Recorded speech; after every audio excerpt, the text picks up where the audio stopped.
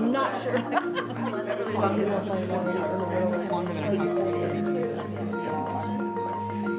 I wanted to ask all of you who have joined us if you listened to some of the conversation, if anything in particular struck you.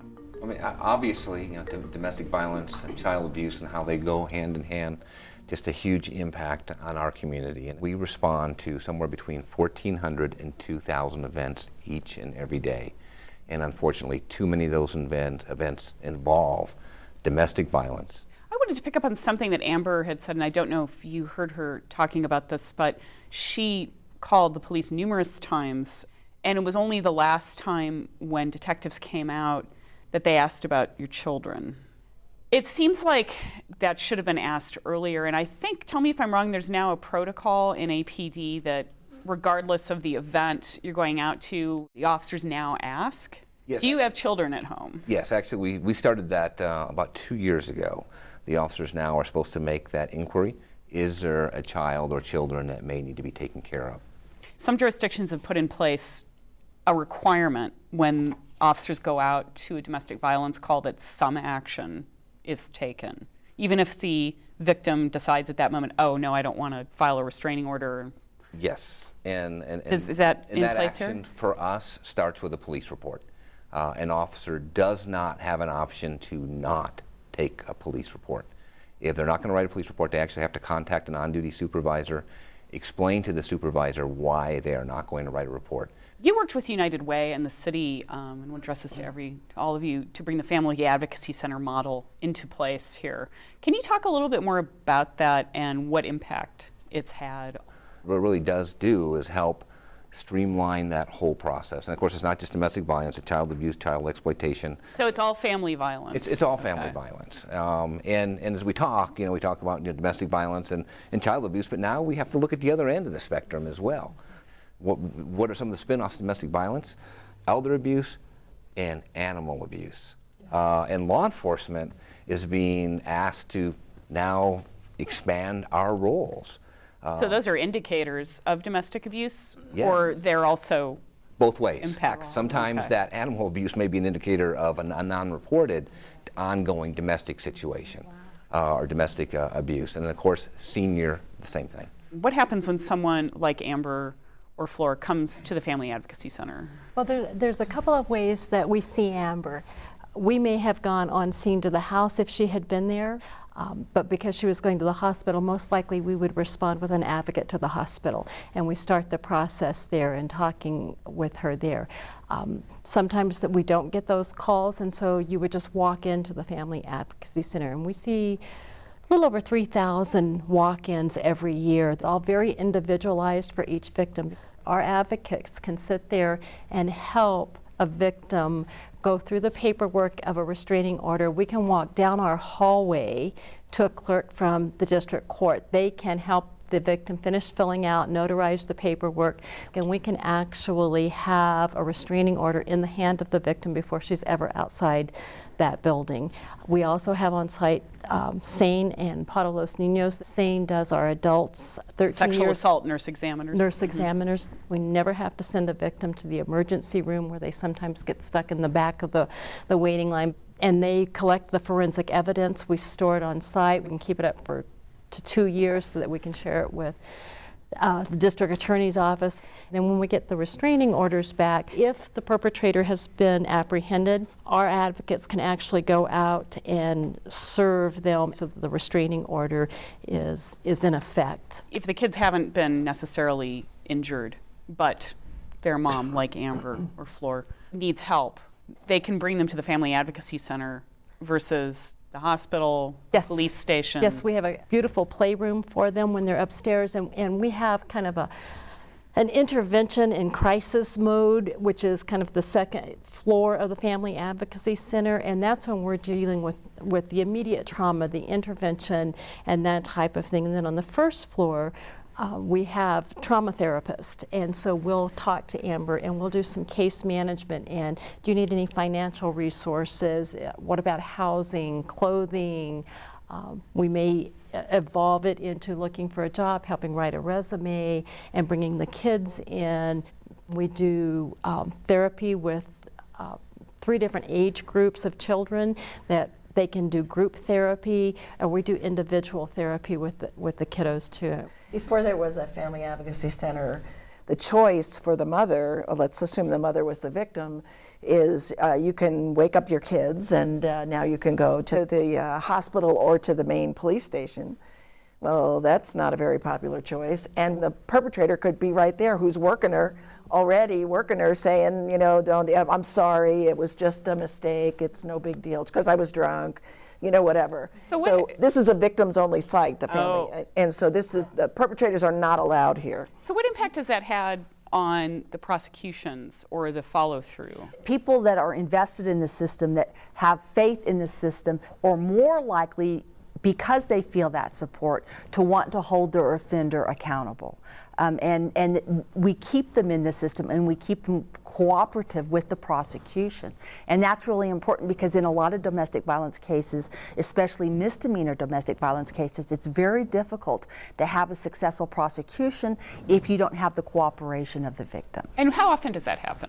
About 85% of the time. 85%? I mean, we have about an 85%, it's astonishing, dismissal rate in Metro Court on domestic violence cases, misdemeanor domestic violence cases, because the victim moves, we can't contact them, they're uncooperative, they won't give a pretrial statement, which makes their testimony suppressible by a judge, or they recant and say, I lied, it didn't really happen. And you can't win a case with that. Now, in our felony domestic violence division, because we have medical reports and sometimes physical injuries that are very visible in photographs, even without a victim's cooperation, we have a better chance of going forward. And our conviction rate is about 85%, so it's just about the opposite. Has this model helped make those figures better? We haven't been able to track, because our numbers are always going up and down, so it's really hard to say it's because of this that we have this result. Governor Richardson gave us some money to do a pilot project years back, and he gave us additional investigators and victim advocates, and we found that we were able to reduce the dismissal rate by half. The number of victims are increasing. We do a lot of public awareness to get more victims to come in and seek services, but yet the funding is decreasing and less people, and so it becomes very difficult sometimes to give all of the services that you want to be able to do and to engage. Where are the funding decreases from a state level or county level? Or? Mostly they're coming from a state and federal level. And foundations, private foundations are not giving as much. Rosemary, can I ask about your role in this? An order of protection process is initiated by the victim. It's a civil process that allows a victim to come to court and say, I need an order of protection against this person. I've been abused as defined under the statute. And if there's a probable cause to find there's been an act of domestic abuse, a temporary order of protection will be issued. So my role is to review petitions. They may come from people coming to the courthouse, they may come from the Family Advocacy Center, and then if there's a temporary order, a hearing is set. And so every day we have between 25 and 30 hearings set across for the 3 commissioners on people coming in for orders of protection or coming in for other things under the Family Violence Protection Act. Are you seeing more? We've had one year where there's a decrease, but they changed the definition of who could file, and that was the only year and we've ever seen a decrease. Every other year we have an increase in filings. When we decided to do this work, what we knew was that 85% of victims never sought services. Never. Absolutely true. Of the 15% that did seek services, the average length of time from the onset of the violence till when they sought services was 12.5 years. So if we're going to have an impact, we have to reach further into that 85%, and we have to shorten the amount of time it takes for them to from the onset of the violence to the time they seek help. And we need to make the service delivery system better. We also knew that a victim who successfully got out of a domestic violence situation used 25 to 32 different organizations. Putting 12 of them under one roof is a good start, but it isn't the whole answer. When you're going through someone seeking an order of protection, I mean, are you in a position where they're coming to you and then in the middle of the process, as you're helping them go through it, they're like, well, maybe I don't want to do this. Well, it's going to be okay. It happens all the time. Just after the filing of the petition, 25% of the people will drop out of the process there. Where we find our victims drop out a lot is that they're afraid to go to court because A, they don't know the system and the process, but more importantly, this is the first time they are going to see their offender since the incident. Well, and the other piece of it is that we're trying to get the district court to allow victims to testify from the Family Advocacy Center in an off-site setting. Why can't be the remote victim be video. Yes.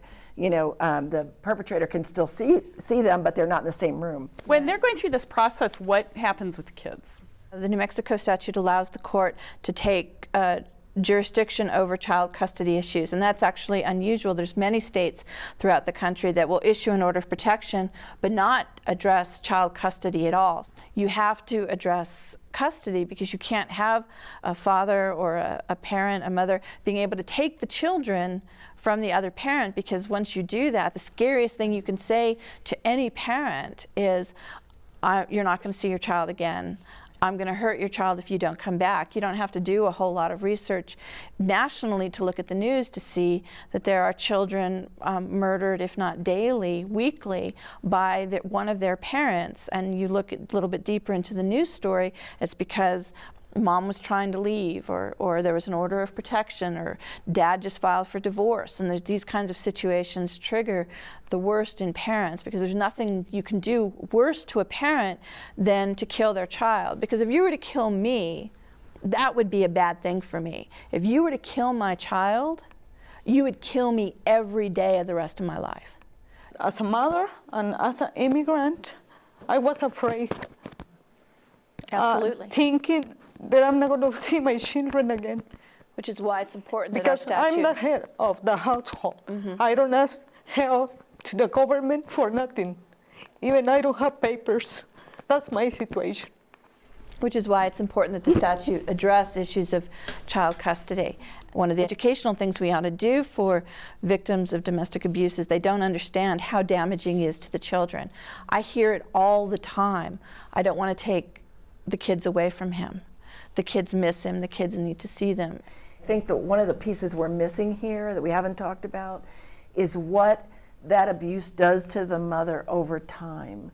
Because people say, you know, why does she go back? And first of all, I just think it is universally true that what you know is always going to feel safer in your mind than what you don't know, okay? So, you know, as a kid growing up in this environment, I lied to the cops when they came to my house. I made them coffee. I never wanted them to leave, but I lied through my teeth and would continue to lie through my teeth because nobody was going to take 5 of us. Period. Wasn't going to happen. My father was the only one who made income. For him to leave, that left us 5 people and my mother with nothing, absolutely nothing. So the dynamic is one that you really need to appreciate that for the victim, they have been beaten physically, emotionally, mentally, however, all of the above, into believing that they deserve this, okay? This is like watching, if you've ever seen a dog that's been kicked and kicked and kicked again, they cower when anybody comes by. That is the feeling that my mother had and that many other victims had. That you are not, that if you just didn't burn the dinner, if you just didn't raise your voice, if you just, and the mother is thinking that, and so are all the kids. Everybody's waiting for the other shoe to fall. It is an experience unlike, you're afraid in your own home of breathing. It seems to me the prevention of this could begin earlier with kids in school. I mean, is there Well, anything if there's like anybody that? who's a parent who's not living in that circumstance, if you think your kids are not affected by those circumstances, they're going to school with kids that are in that circumstance, and your kids are dealing with it, whether they know it or not. What did you say, Amber? Well, there's a middle school that for the past 3 years, I go and I talk to the girls about domestic violence. And last year, I was approached by the teacher who runs it, and she said, well, how about we bring the boys in? And I never thought, you know, because usually in my talks, I'm not too nice about some of the things that the boys do. And so we brought the boys in, and after the class, about 2 weeks later, I always get letters. She has the children write individual letters to me. And these boys, I realized that they didn't even know that the things that they were doing were abuse, or that their fathers were doing was abuse. Like, one boy was like, I did not know that if you push your significant other, that's considered abuse, you know? And like I would tell them, one push that I had actually got, I fell over and hit my head on a statue. And I had a grapefruit-sized knot in my head, and the doctor said, whatever happened to you, you could have died. You know, a little bit over more, you could be dead. And so that's how a push can become something so horrible. And so it's the little things like that that they, you know, I think with the young girls too, we kind of are raised with, well, if a boy's mean to you, that means he likes you. No, that is, you know, I am a big enforcer for that. No, if he likes you, he brings you flowers, you know? He doesn't push you and chase you and call you horrible names and, you know, that kind of, so I think if we get to them while they're younger, because if someone would have came to me right before I met him at 14 and said, this, that, and the other is abuse, and when he did it, I would have said, oh, wow. Maybe this is abuse. I better tell my mom, or I better tell my girlfriends, or I better tell somebody. But I didn't know. You know, we need to teach them young that's not appropriate behavior to accept or to do at all. There needs to be more people like you going into the schools and doing that kind of talking, because you're speaking from your heart. Right. And there's nothing quite like that. Right. And some of these girls are like, because of you, I will never let a man disrespect me. And the boys on there, because of you, I will never hit a woman. You know, I saw how, people don't see the pain of it. Sometimes they look at victims like, well, you stayed. You know, you put up with it. You get that look like, well, whatever, you know. But when you know, I would play the 911 calls. I show the photos. In a way, I know it a little bit traumatizes them, but it's also showing them you don't want that, and you don't want to do that to somebody, because no matter what he did to me, the scars have all healed, but internally, like, I hurt. Yeah. And I'm scared of loud noises and tall men, and, you know, there's just so many different things that I have to live with for the rest of my life because I chose to stay. So I like to talk to the young ones, because that's when you start getting in relationships in your teenage year, and you know, you stick through it because you don't know any better. I mean, that's great. What are some of the other things that we can do to curtail really high rates of domestic violence here? Raise the self-esteem of teenage girls. Yes. That a bad boyfriend is, in fact, not better than no boyfriend at all. That being in a relationship is very important in your teen years, but teaching both boys and girls what a relationship looks like. So if you can raise the self-esteem of teenage girls, you can do a whole lot. That the first time it happens is the last time it happens. What about other indicators, Chief, I was going to ask you, like, that might point towards a domestic violence situation? Actually, we've got a new tool that I think is going to be a major game changer when it comes to domestic violence investigations. We opened up our real-time crime center on February 1st of this year. And it originally was to help provide officers with more information about the calls they're going to help have a better outcome.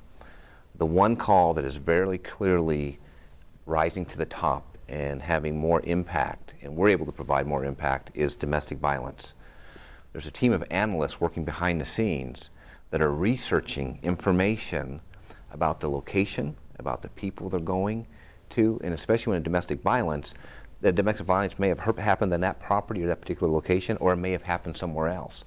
Now the officers are knowing that we've already dealt with this individual, this abuser, 2 or 3 or 4 times. They can't bamboozle us because they're very good at, oh, there's nothing going on here, officer. Right. Oh, so when they're dispatched to answer a call, this center can say, okay, these are the records we've got. You need to know this walking in. The Albuquerque Police Department or Bernalillo County Sheriff's Department has been out with this individual 3 times before.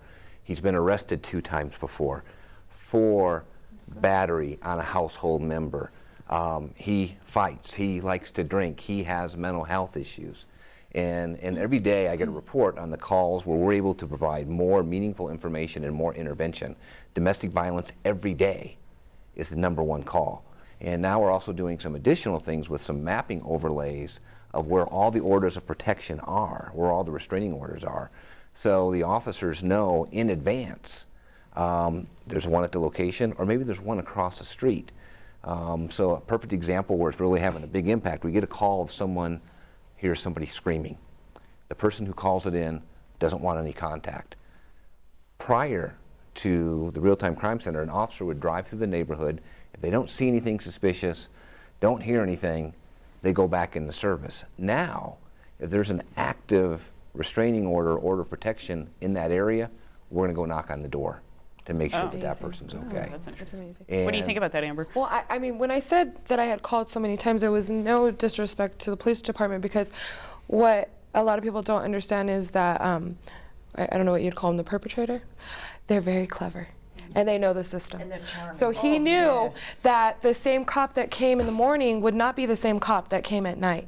He would take me to different hospitals in Rio Rancho, Bernalillo, all over, because he knew if I kept going to the same place, you know, it would set an alert. When he hit me the first time, I did call the police out. It was the next day. I went home, I called the police, they came out, took a statement, filled out the application. They went and they actually arrested him because I had a lot of bruising and cuts. He was arrested, and 2 days later, he knocked down my door, and the SWAT team had to be called. And so, as the victim, I thought, I reported it, and he only went away for a day or two. And then there was nobody to protect me. I mean, one time he was literally behind the door with a knife. Like, if you tell them I'm here, you're done. Like, I'll do it in front of them. I don't care. So, of course, when your police officers came to the door, I'm like, oh, I saw a mouse. That's why I literally said that I saw a mouse. That's why I was screaming, because the neighbors outside had said, a girl is screaming, running around her yard. Well, he was chasing me with a knife. I think that is going to really, really help, because sometimes if you take that choice away from us, that you're going to come in and you're going to check, you have no idea how much we want you to. You know, we really do. But if we say it, then we have to pay for it later when he comes home. And so I'm so excited And it's for more that. than just the domestic violence. We're also capturing those 911 hang-up calls. Right. Because so many times that's the indicator. And specifically, we're doing a lot more work when it comes to lethality assessments and actually going out and following folks that we identify that have a high propensity for violence, that have turned into the aggressive, active stalker against their victim of domestic violence, and making arrests. I also worry about educating the public so that we can get juries that care. We have lots of juries that say, you know, after they acquit or they hang on something, on a case that we consider a slam dunk, they'll say, why did you waste our money in prosecuting this case? I mean, if that woman wants to get beat up, it's her problem. Why spend our tax dollars? How do you address that? Well, we try to explain the impact on children, the impact on the community, and whether it's happening to us or not, we're all paying the price for it. It erodes all of our quality of life. If we had a magic wand and unlimited resources, what should we do now? I would invest every penny available in massive campaigns to educate the community about the value of women, and that domestic violence is not okay, that it affects every member of the community. I would just invade every billboard, every radio station, every TV channel. Like smoking and DWI. Exactly, like smoking and in DWI, until everybody recognizes that we need to change. I think that's clear, that if you could start going in and assessing children as young as can be, you have situations where women say, well, you know, I had to go pick up our child from daycare. Our child had just been thrown out of daycare for aggressive behavior. When I got home, there was an incident. He beat me. And I said, do you see how those things interact? That your child is replicating in preschool what she is seeing at home, which is that if you're bigger and stronger than somebody else and you don't like what they do, you get to hit them. If you can assess the children and then provide services through the schools, that would be one way, in hand with a campaign. But children who are exposed to domestic violence, whether they're girls or boys, it affects them. It's hard to worry about what the capital of North Dakota is if you're not sure your mom is safe at home. Well, thank you all very much for coming and talking about this. I really appreciate it. Thank you for doing this. Yeah, it's very important.